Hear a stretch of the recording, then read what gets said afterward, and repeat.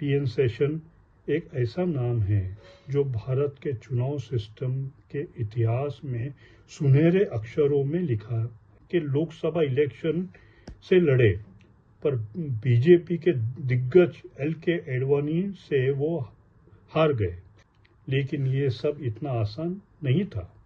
1993 में नरसिम्हा राव की सरकार ने इलेक्शन कमीशन को मल्टी मेंबर बॉडी बना दिया। एक एकेडमी डॉक्यूमेंट से एक स्ट्रिक्ट लॉ बनाया जिससे पार्टीज और कैंडिडेट्स को डिसिप्लिन में रहना पड़ा। एक छोटे से गांव में थिरुनेल्वेली पलक्कड़, केरला का 15 दिसंबर की बात है 1932 को एक तमिल ब्राह्मण परिवार में एक लड़का पैदा हुआ, तिरुनेल्वेली नारायण अय्यर सेशन। एक छोटा सा लड़का जो अपने परिवार के 6 भाई बहनों में सबसे छोटा था। एक दिन क्या पता कि वो भारत के चुनाव सिस्टम का चेहरा बदलने वाला था। उसके पिताजी एक डिस्ट्रिक्ट कोर्ट के वकील थे और घर में पढ़ाई लिखाई का माहौल था। वैसे भी केरला में काफ़ी एजुकेटेड लोग हैं। सेशन जो एक बुक वर्म और इंट्रोवर्ट था, चेस खेलना उसे बहुत पसंद था और पढ़ाई में हमेशा अव्वल रहा।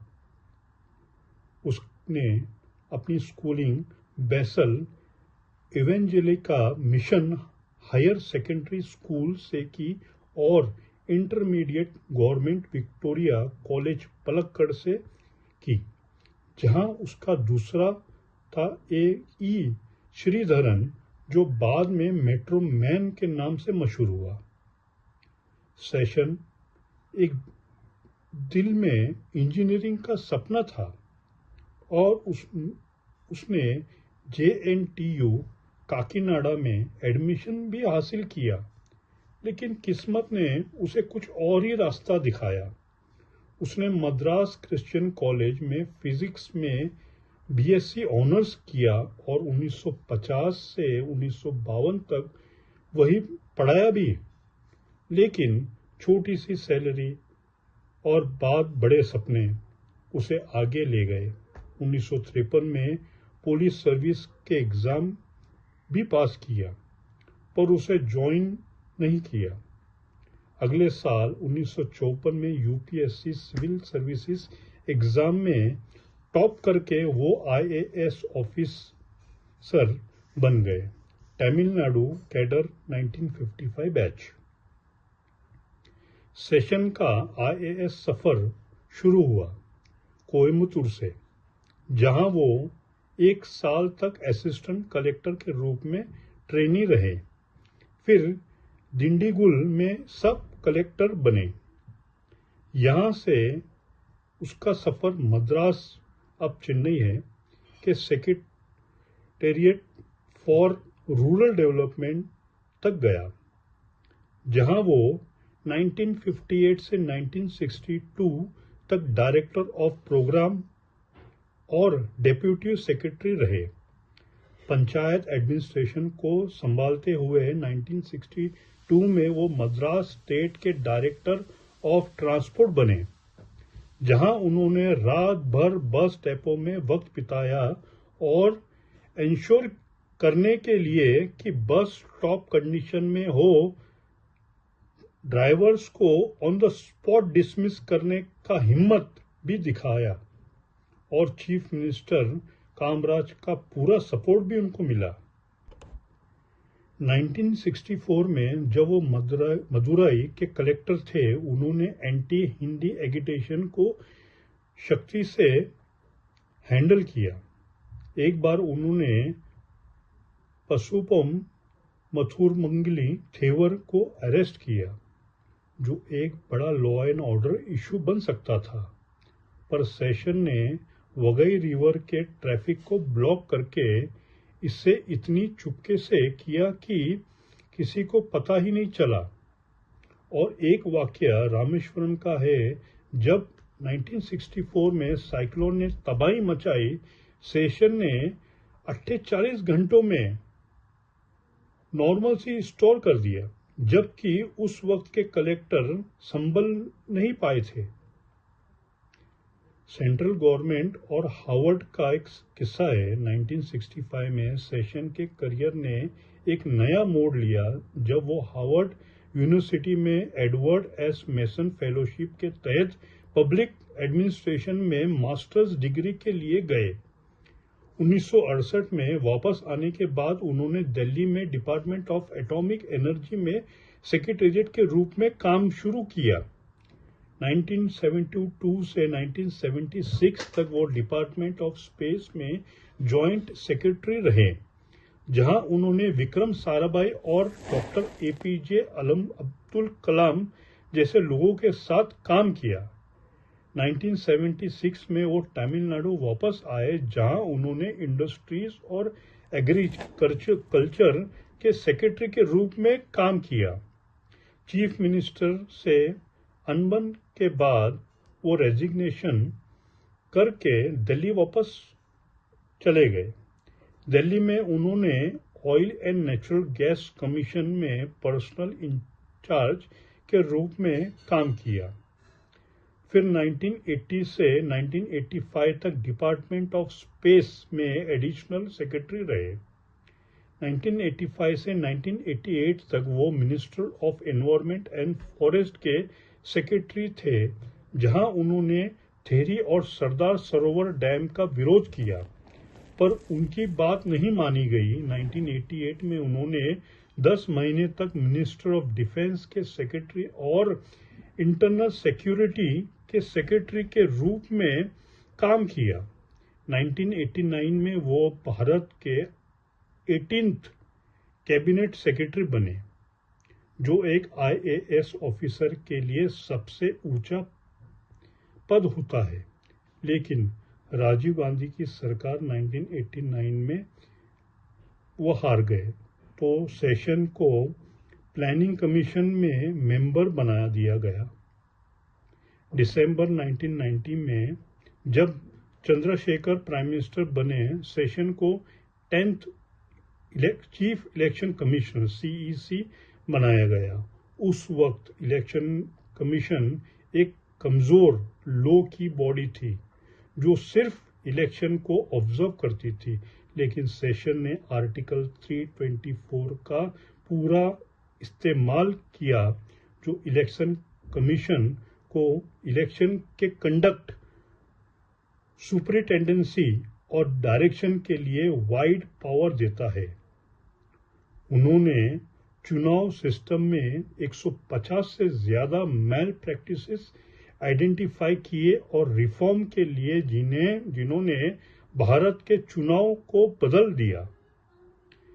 सेशन ने सबसे पहले voter photo identity card introduce किया, जो आज हर चुनाव के एक जरूरी हिस्सा है।